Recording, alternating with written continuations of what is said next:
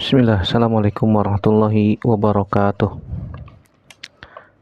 Innalhamdulillah, nahmaduhu wa nasta'inuhu wa nastaghfiruh wa na'udzubillahi min syururi anfusina wa sayyiati a'malina may yahdihillahu fala mudhillalah wa may yudlilhu fala hadiyalah. Asyhadu an la ilaha illallah wahdahu la syarikalah wa asyhadu anna Muhammadan abduhu wa rasuluhu la nabiyya ba'dah. Ya ayyuhalladzina amanu taqullaha haqqa tuqatih wa la tamutunna illa wa antum muslimun. Amma ba'du, fa inna asdaqal hadithi kitabullah wa khairal hadi hadi Muhammadin sallallahu alaihi wasallam, syarrul umuri muhdatsatuha wa kullu muhdatsatin bid'ah wa kullu bid'atin dhalalah wa kullu dhalalatin finnar. Ayol ikhwah jadillahi kumujmain. Alhamdulillah, segala puji hanya milik Allah Subhanahu wa taala yang kita tidak bosan-bosannya senantiasa menyanjung memuji Allah Subhanahu wa taala atas nikmat yang Allah berikan kepada kita sampai hari ini, sampai detik ini. Salat dan salam semoga senantiasa tercurahkan kepada Nabi kita Muhammad sallallahu alaihi wasallam, kepada keluarga, sahabat, dan tidak lupa kita sebagai umatnya sampai kiamat kelak. Kita melanjutkan kitab Ad-Durus Al-Yawmiyah. Sekarang masuk pelajaran yang ke-228, itu Anwa'u Azabin Nar, itu macam-macam azab neraka. Ketahuilah saudaraku rahimanillah wa majma'in, sebagaimana sudah kita bahas pada pertemuan-pertemuan yang lalu, bahwasanya neraka itu Allah Subhanahu wa taala ciptakan sebagai bentuk keadilan Allah Subhanahu wa taala. Siapa saja yang membangkang, siapa saja yang bermaksiat, Allah Subhanahu wa taala akan masukkan, lemparkan mereka ke dalam neraka jahanam, ke dalam neraka Allah Subhanahu wa taala. Dan di dalam neraka, penghuninya sudah kita sebutkan pada pertemuan yang lalu bagaimana sifat-sifat mereka. Dan juga pada pertemuan kali ini kita akan bahas jenis-jenis azab yang akan mereka dapatkan, dan semoga Allah Subhanahu wa taala menjauhi kita semua dari azab neraka. Amin ya rabbal alamin. Kita akan bacakan dari hadis-hadis Nabi sallallahu alaihi wasallam yang berkaitan tentang masalah ini. Yang pertama, hadis Abu Hurairah radhiyallahu taala anhu yang diriwayatkan oleh Imam Bukhari, hadis nomor 230. Kata Nabi sallallahu alaihi wasallam, "Man atahu Allahu malan falam yuaddi zakatahu, musila lahu maluhu syuja'an aqra, lahu zabibatan yutawwaquhu yaumal qiyamah, ya'khudhu bilih zimataihi, yakni bisyidqaihi, yaqulu ana maluka, ana kanzuka." Sumatala al-ayah, la yahsabanna alladzina yabkhaluna bima atahumullahu min fadlih wa khairal lahum bal huwa syarrul lahum, sayutawwaquna ma bakhilu bihi yaumal qiyamah, walillahi mirasus samawati wal ard, wallahu bima ta'maluna khabir. Kata Nabi SAW, siapa saja yang atahullahu malan, yang Allah memberikan atau mengkaruniakan kepadanya harta, falam yu'addi zakatahu, dan dia tidak menunaikan zakatnya, maka mustilalahu maluhu syuja'an aqra, maka harta tersebut, kata Nabi SAW, pada hari kiamat akan diserupakan dalam wujud, dalam bentuk ular, syuja'an, ular botak, aqra, yang bertanduk, bertanduk dua, yang akan dikalungkan di lehernya pada hari kiamat, yang akan yutawwaquhu yaumal qiyamah, syuja'an aqra lahu zabibatan, ular botak yang memiliki dua tanduk, yang Allah akan mengalungkannya kepada orang yang punya harta tapi nggak mau bayar zakat pada hari kiamat. Ya'khudhu bilih zamataihi, yakni bisyidqaihi. Kemudian ular itu mematukkan kedua rahang bawahnya. Kemudian ular itu mengatakan, ana maluka, ana kanzuka. Aku adalah hartamu, aku adalah harta simpananmu. Kemudian Nabi SAW membaca ayat dalam surat Ali Imran ayat 180. Allah Subhanahu wa taala berfirman, la yahsabanna allazina yabkhuluna bima atahumullahu min fadli huwa khairal lahum. Ya, janganlah mengira orang-orang kikir itu apa yang Allah berikan kepada mereka berupa harta, berupa karunia, apa yang mereka simpan itu baik untuk mereka. Mereka nggak mau membayarkan zakatnya. Bal huwa syarrul lahum. Bahkan padahal ya kikir itu tidak mau menginfakkan hartanya, tidak mau menunaikan zakat dari harta tersebut adalah buruk bagi mereka. Adalah buruk bagi mereka. Sayutawwaquna ma bakhilu bihi yaumal qiyamah. Maka hartanya itu akan dikalungkan pada hari kiamat. Ya. Harta yang mereka kikirkan itu akan dikalungkan di lehernya nanti pada hari kiamat. Kenapa kikir? Karena mereka tidak mau membayar zakat. Walillahi mirasus samawati wal ardh wallahu bima ta'maluna khabir. Dan milik Allah Subhanahu wa taala warisan apa yang ada di atas langit dan apa yang ada dalam bumi. Allah maha mengetahui apa yang kita kerjakan. Ya, di sini Nabi Shallallahu Alaihi Wasallam menyebutkan tentang azab, diantaranya azab di hari kiamat, kiamat. Karena Nabi Sallallahu Alaihi Wasallam mengatakan, yaumal qiyamah yutawwaquhu yaumal qiyamah. Ini belum di nerakanya aja sudah seperti ini, diberikan azab oleh Allah Subhanahu Wa Taala bagi orang yang tidak mau membayarkan zakatnya. Ya, tidak mau. Belum lagi nanti Allah Subhanahu Wa Taala akan menjadikan orang-orang yang memiliki emas, memiliki perak, tapi tidak menunaikan zakatnya, maka pada hari kiamat akan dibentangkan untuknya lempengan-lempengan yang terbuat dari api, lalu kemudian dipanggang di atasnya, ya, di atasnya dalam neraka jahanam. Kemudian lambungnya, dahinya, punggungnya disetrika di api neraka. Ketika sudah dingin maka diulang lagi. Subhanallah, ini orang-orang yang tidak mau membayar zakat, padahal Allah Subhanahu wa taala telah memberikan kepada mereka harta dan syaratnya udah masuk, sudah nisab, sudah memiliki harta lebih dari 85 gram emas atau yang senilai dengannya, dan sudah setahun tidak digunakan, tidak dipakai. Harta itu mengendap, ya, tapi tidak mau bayar zakat. Maka berhati-hatilah, karena azab Allah Subhanahu wa taala sangat pedih. sangat pedih. Nasallallahu salamata wal afiyah. Kemudian dia diazab dengan cara seperti itu sampai diputuskan jalannya, apakah dia ke surga atau di neraka. Kemudian ditanya, apakah pemilik unta juga begitu? Pemilik kambing, pemilik sapi juga begitu? Iya, kata Nabi Sallallahu Alaihi Wasallam.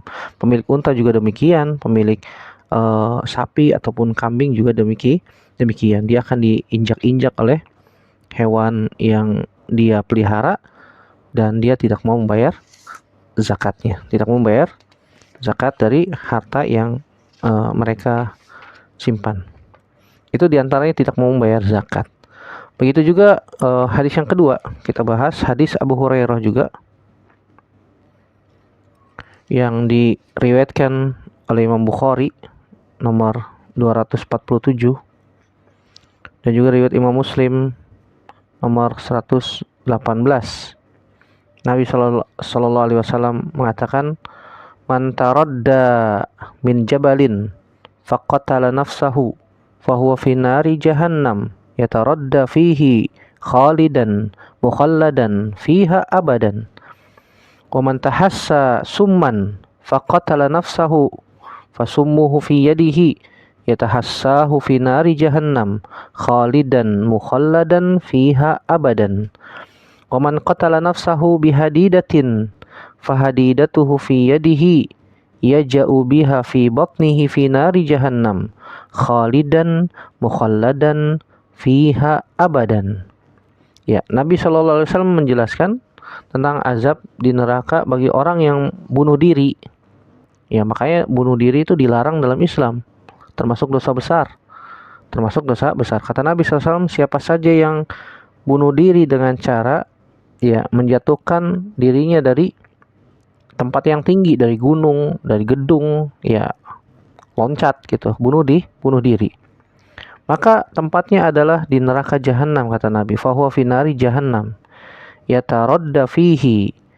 Ya, dia akan di dalam neraka jahanam menjatuhkan dirinya ke dalamnya dalam keadaan kekal abadi selama-lamanya. Begitu juga orang yang bunuh diri dengan cara meminum racun.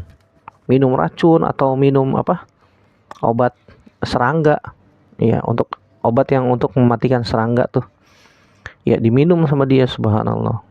Tujuannya apa? Supaya bunuh diri. Sudah tidak kuat menahan beban hidup katanya, sehingga dia ya ambil jalan pintas, ya bunuh diri. Dan bunuh diri tadi sudah kita sebutkan termasuk dosa besar. Dan juga tidak boleh kita minta kepada Allah, minta diwafatkan, dimatikan. Ya Allah, wafatkan saya saja, saya sudah tidak kuat lagi dengan beban hidup ini. Nggak boleh. Tidak boleh. Bisa jadi Allah Subhanahu wa taala masih memberikan kepada kita umur supaya memberikan kepada kita kesempatan untuk taubat, untuk bisa beramal soleh. Ya, tentu saja orang yang diberikan umur lebih banyak dalam keadaan beriman itu lebih baik. Kenapa? Karena Allah berikan kesempatan dia untuk bisa beramal lagi, untuk bertaubat kembali kepada Allah, memperbaiki amalan-amalannya yang dulu mungkin banyak salah, banyak khilaf, dan seterusnya. Ya, tidak boleh kita meminta mati. Ya, tidak boleh minta mati. Kecuali dikaitkan dengan kalimat kalau seandainya mati itu baik untukku, baik untuk kehidupan duniaku, baik untuk kehidupan akhiratku, maka wafatkanlah aku ya Allah. Ada kalimat jika ya kehidupan jika mati itu baik untukku, untuk kehidupan akhiratku, untuk kehidupan duniaku, maka wafatkanlah aku ya Allah. Itu dikaitkan dengan kalimat kebaikan dunia maupun di akhirat. Tapi kalau ternyata mati itu adalah buruk untukku, akibatnya buruk, ya bisa malah menyebabkan dia diazab dalam neraka jahanam waliyazubillah, maka ya jangan wafatkan aku sekarang. Dalam sebuah hadis disebutkan demikian, yang dibawakan oleh Imam Nawawi juga di dalam Riyadhus Shalihin, Iya, nggak boleh kita minta mati. Kalau dia bunuh diri ambil jalan pintas, maka dia akan diazab. Orang yang bunuh diri dengan cara melemparkan dirinya dari tempat yang tinggi, dari gedung yang tinggi, maka dia akan diazab dengan cara seperti itu. Allah akan jadikan dia di dalam neraka, ya dilemparkan dirinya ke dalamnya dan kekal abadi selama-lamanya. Waliyazubillah. Begitu juga orang yang minum racun. Kata Nabi SAW, siapa saja yang minum racun untuk membunuh dirinya, maka nanti di neraka dia akan diazab dengan cara seperti itu. Racun ada di tangannya, kemudian racun itu diminum di dalam neraka jahanam dalam keadaan dia kekal di dalamnya, khalidan mukhalladan fiha abadan. Dan kata Nabi, siapa saja yang membunuh dirinya dengan cara bihadidatin, ya membunuh diri dengan cara dipotong tangannya, atau menusuk dirinya, bunuh diri dengan cara besi atau pisau atau golok atau pedang, ya bunuh dirinya dengan cara seperti itu, ditusukkan di perutnya, maka nanti di neraka juga diazab demikian. Dia akan diberikan potong besi itu akan berada di tangannya, kemudian dia menusuk-tusuk perutnya, menusuk-tusuk dirinya dengan cara seperti itu, khalidan mukhalladan fiha abadan. Waliyazubillah, nasallallahu salamata walafi'allah. Oleh karena itu tidak dibenarkan dalam Islam bunuh diri. Ustaz, kalau bunuh diri dengan cara menggantungkan lehernya, sama ya, Allah Subhanahu wa taala akan mengazab dia dengan cara seperti itu. Iya, bisa dikiaskan. Intinya bunuh diri. Ya, caranya bagaimana kan macam-macam. Nabi SAW hanya memberikan contoh di sini 3. Kalau disebutkan semuanya banyak sekali. Ada yang bunuh diri dengan cara apa? Gantung diri tadi. Ada yang bunuh diri dengan cara berdiri, tiba-tiba lari di tengah jalan. Ya, di tengah jalan untuk supaya ditabrak apa? Kendaraan, ditabrak kereta. Atau dia coba bunuh diri dengan cara melemparkan dirinya ke laut, ya. Atau yang lain, ya.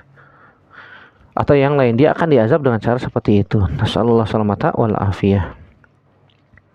Ini yang kedua. Yang ketiga, hadis Abdullah bin Abbas radhiyallahu taala anhuma. Kata beliau, sami'tu Rasulullah sallallahu alaihi wasallam yaqul, aku pernah mendengar Nabi SAW bersabda, kullu musawwirin finnar yaj'alu lahu bi kulli suratin sawwaraha nafsan fatu'adzibuhu fi jahannam. Ya, kata Nabi SAW dalam hadis Abdullah bin Abbas, riwayat Imam Muslim, nomor 93, kata Nabi SAW, setiap orang yang suka menggambar tempatnya di dalam neraka. Ya, musawwir ini yang dimaksud adalah menggambar makhluk bernyawa yang memiliki ruh. Ya, makanya nggak boleh menggambar yang memiliki ruh, menggambar manusia kah, menggambar hewan kah yang memiliki ruh, tidak boleh. Ini hadisnya, diazab oleh Allah Subhanahu wa taala dalam api neraka. Yaj'alu lahu bikulli suratin sawwaraha nafsan. Maka pada setiap gambar yang digambarnya diberi nyawa untuk menyiksanya, ya, tu'azibuhu fi jahannam, untuk menyiksanya di neraka jahanam. Masya Allah. Kalau yang dia gambar adalah gambar manusia satu orang, maka gambar itu Allah Subhanahu wa taala akan hidupkan nanti pada hari kiamat untuk mengazab dia. Kalau yang dia gambar 100 gimana? Ya. Kalau yang dia gambar 1000 gimana? Gambar apa? Manusia ataupun hewan. Maka dia akan diazab dengan cara seperti itu. Ya, hadisnya sahih riwayat Imam Muslim dari sahabat Abdullah bin Abbas radhiyallahu taala anhuma. Oleh karena itu kita peringatkan, kita nasihatkan kepada orang-orang yang suka menggambar. Jangan menggambar makhluk bernyawa. Kalau mau menggambar ya hewan. Kalau kartun gimana Ustaz? Kartun. Kalau kartun mirip banget dengan manusia kan, rata-rata kartun sekarang, zaman sekarang begitu. Mirip sekali dengan manusia. Ada matanya, ada hidungnya, ada mulutnya, bisa dibikin bergerak seperti manusia. Dikhawatirkan nanti demikian. Dikhawatirkan dia akan diazab oleh Allah Subhanahu wa taala sebanyak gambar yang dia buat. Kalau dia sudah membuat komik, komik kartun sampai beratus-ratus episode, misalnya beratus-ratus jilid, subhanallah, itu azabnya mengerikan, ya. Nauzubillah, nasallallahu salamata wal afiyah. Dan banyak lagi orang yang suka menimbun harta. Disebutkan dalam hadis Ahnaf bin Qais, beliau mengatakan, aku pernah duduk bersama sekelompok orang Quraisy, lalu seorang yang rambut, pakaian dan penampilannya kusut datang berdiri di hadapan orang-orang Quraisy tersebut lalu mengucapkan salam. Lalu ia mengatakan, berikan kepadaku ancaman kepada para penimbun harta. Lalu ia mengatakan, berikan ancaman kepada para penimbun harta dengan batu yang dipanaskan oleh neraka jahanam, kemudian diletakkan di atas puting susu salah seorang dari kalian hingga keluar dari tulang lunak pada ujung bahunya, dan diletakkan di atas tulang lunak pada ujung bahunya hingga keluar dari puting susunya. Ia gemetar lalu berpaling, lalu duduk bersandar pada tiang. Aku pun mengikutinya dan duduk di dekatnya, sementara aku tidak tahu siapa dia. Lalu aku mengatakan padanya, aku tidak melihat mereka kecuali mereka tidak suka dengan apa yang Anda ucapkan. Ia mengatakan, sungguhnya mereka tidak memahami sesuatu apapun. Kekasihku mengatakan, aku bertanya, siapa kekasihmu? Ia menjawab, Nabi SAW. Wahai Abu Dzar, apakah kamu melihat seseorang? Aku pun melihat ke matahari, ternyata waktu siang sudah tidak tersisa lagi. Dan aku melihat Nabi SAW akan mengutusku untuk keperluannya. Maka aku katakan, iya. Maka Nabi SAW mengatakan, aku tidak suka bila aku memiliki emas sebesar gunung Uhud yang aku infakkan seluruhnya kecuali 3 dinar. Sesungguhnya mereka itu tidak memahami, mereka hanya mengumpulkan dunia. Tidak, demi Allah, aku tidak meminta dunia kepada mereka, dan tidak pula meminta fatwa kepada mereka tentang agama. Lalu aku berjumpa dengan Allah Subhanahu wa Ta'ala. Ya, kisah yang disebutkan oleh Ahnaf bin Qais, dan hadis ini riwayat Imam Bukhari dan Imam Muslim, dan hadisnya sahih, tentang ancaman orang-orang yang menimbun harta. Orang-orang yang menimbun harta. Menimbun harta banyak contohnya. Di antaranya apa? Di antaranya menimbun minyak, menimbun apalagi beras, menimbun gula misalnya, untuk keperluan bahan makanan pokok kaum muslimin. Ditimbun sama dia, nanti kalau harganya naik baru dikeluarin. Itu ancamannya di dalam neraka jahanam. Dia akan dipanaskan di dalam neraka jahanam. Kemudian diletakkan di atas puting susunya batu yang telah dipanaskan di dalam api neraka, sehingga ya nembus ke dalam tulang yang ada di bahunya, tulang lunak pada ujung bahunya. Kemudian diletakkan di atas tulang lunak tersebut sehingga keluar dari puting susunya batu tersebut. Ini azab yang disebutkan juga oleh Nabi SAW. Makanya Nabi SAW mengatakan, aku tidak suka jika aku memiliki emas. Kalau aku punya emas sebesar gunung Uhud, aku tidak suka emas itu menginap di rumahku. Nabi SAW nggak pernah di dalam rumahnya menginap harta, sampai beliau Shallallahu Alaihi Wasallam bagikan kepada fakir miskin, Ya, nasallallahu salamata wal afiyah. Semoga Allah Subhanahu Wa Taala menjauhi kita dari azab neraka, menjauhi kita dari neraka jahanam. Waliyazubillah, nasallallahu salamata wal afiyah. Amin ya rabbal alamin. Apa saja sih yang bisa menyebabkan orang masuk ke dalam api neraka? Abu Hurairah radhiyallahu anhu menuturkan dalam hadis Imam Tirmizi dalam kitab Al-Bir Wassilah, su'ilan Nabiyyu sallallahu alaihi wasallam an aktsari ma yudkhilu an-nasa al-jannah. Nabi ditanya tentang perkara yang paling banyak memasukkan manusia ke dalam surga. Kata Nabi SAW, taqwallah wa husnul khuluq, bertakwa kepada Allah dan akhlak yang baik. Kemudian su'ila an aktsari ma yudkhilun nas an-nar, apa saja yang paling banyak menyebabkan manusia ke dalam api neraka? Nabi mengatakan al-famu wal farju, yaitu mulut dan kemaluan. Ya, siapa saja yang ingin selamat dari api neraka, maka hendaknya dia memelihara lisannya. Jangan sampai lisannya keluar kalimat-kalimat yang buruk, kalimat-kalimat yang tidak baik, dan juga dijaga kemaluannya dari apa yang Allah Subhanahu Wa Taala haramkan. Karena kata Nabi SAW, aksaru ma yudkhilun nas an-nara al-famu wal faraj. Iya, yang paling banyak menyebabkan manusia masuk, dilemparkan ke dalam neraka adalah mulut, lisannya nggak dijaga, ngomongnya ya perkara buruk terus, ya negatif terus, nggak pernah berbicara tentang perkara yang positif, nggak pernah berbicara tentang masalah yang baik, ya suuzon, gibah, namimah, dan seterusnya. Perkataannya menyakiti orang lain. Ya banyak. Nabi SAW wanti-wanti kepada seluruh tubuh di setiap hari, di pagi hari. Kata Nabi SAW, ya, idza asbaha ibnu Adam fa innal a'dha'a kullaha tukaffiru lisan. Jika manusia masuk di pagi hari, seluruh tubuhnya mewanti-wanti lisan. Fatakul ya lisan ittaqillaha fina fa inna ma nahnu bika fa in istaqamta istaqamna fa in wajazta wajazna. Wahai lisan, kata seluruh tubuh, ya lisan ittaqillaha fina, bertakwalah engkau kepada Allah, ya, untuk kami.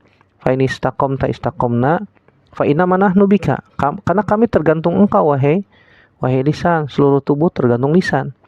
Fa in istaqamta istaqamna, kalau engkau baik maka kami pun akan baik. Fa in iwajazta iwajazna, kalau engkau buruk maka kami pun akan buruk. Nabi SAW ingatkan agar mewanti-wanti lisan dalam hadis ini, agar kita berbicara yang baik-baik saja, jangan sampai berbicara yang buruk, bahkan sampai menyakiti orang lain. Karena yang banyak menyebabkan manusia dilemparkan ke dalam neraka karena lisan yang buruk, lisan yang tidak dijaga. Begitu juga kemaluan, ya, dia tidak menjaga kemaluannya dari apa yang Allah Subhanahu Wa Taala haramkan. Ya, padahal Allah Subhanahu Wa Taala sudah ya mensyariatkan ada yang namanya nikah.